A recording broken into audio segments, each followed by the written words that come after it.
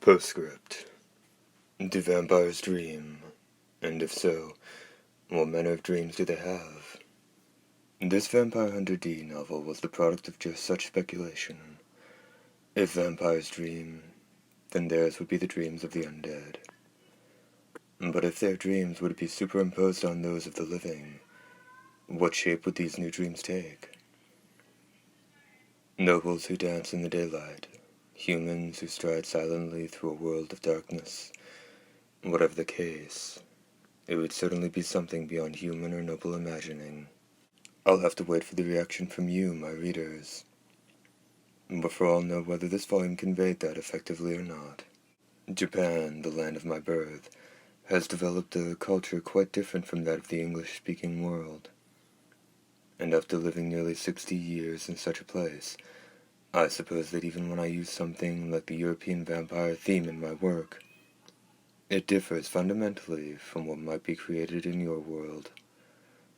Perhaps that's what makes the Vampire Hunter D series so enjoyable. In the postscript to the previous volume, I touched on England's Hammer Films and the production and horror of Dracula. As I watched that movie in a theater in my hometown, I trembled in my seat and came under the thrall of the vampire, as surely as one who'd felt its bite. In Japan, there are no legends of humanoid creatures that drink human blood. And this is because blood here isn't surrounded by the same air of sanctity, and therefore vampires, as creatures that intermingle elements of life and death, and ultimately achieve immortality through blood, were horribly attractive. Add to that the fact that their immortal existence carried an eternal curse, and you could essentially say they were made just for me. To wit, it wasn't my blood, but rather my very soul that was consumed by the film horror of Dracula. At the tender age of 11, however, it wasn't Christopher Lee's Count Dracula I wanted to be, but rather Dr. Van Helsing, as portrayed by Peter Cushing. As a child, I didn't wish to be a fiend, you see. And I can't really blame myself for wanting to switch to the vampire-slaying side back then. After all, I was simply too terrified of Dracula to think of becoming like him. And the reason I chose to make D a hunter who destroys vampires, even though he's related to them, probably had something to do with that trauma in my youth. Unlike the various ghosts and spirits in Japan that can appear virtually anywhere, and follow whomever they choose, and also quite different from the Count Dracula of legend who lived in the same land as the rest of the people, talked about the same things, was carried around in his coffin by a horse-drawn carriage, and had to slip into other people's houses through doors or windows. The Dracula that Christopher Lee embodied seemed entirely too real to me as an 11-year-old.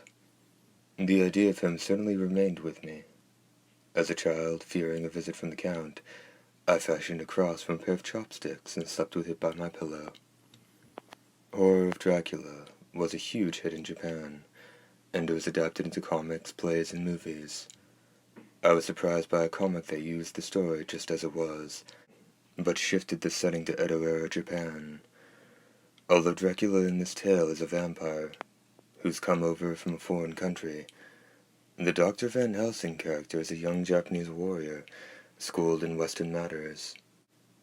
Harker is a friend from his school days, Mina and Arthur Holmwood are his parents, and his father is a samurai, of course. As you may know, Christianity was prohibited here during the Edo era, so the crosses normally used against Dracula are Japanese talismans instead. The wooden stakes are replaced with Japanese swords, and Dracula is turned to dust by the talismans and the rays of the sun. Now, doesn't that comic, Monohyaku Monsen, sound like something you'd like to see? Hideyuki Kikuchi, March 17, 2006. While watching The Revenge of Frankenstein.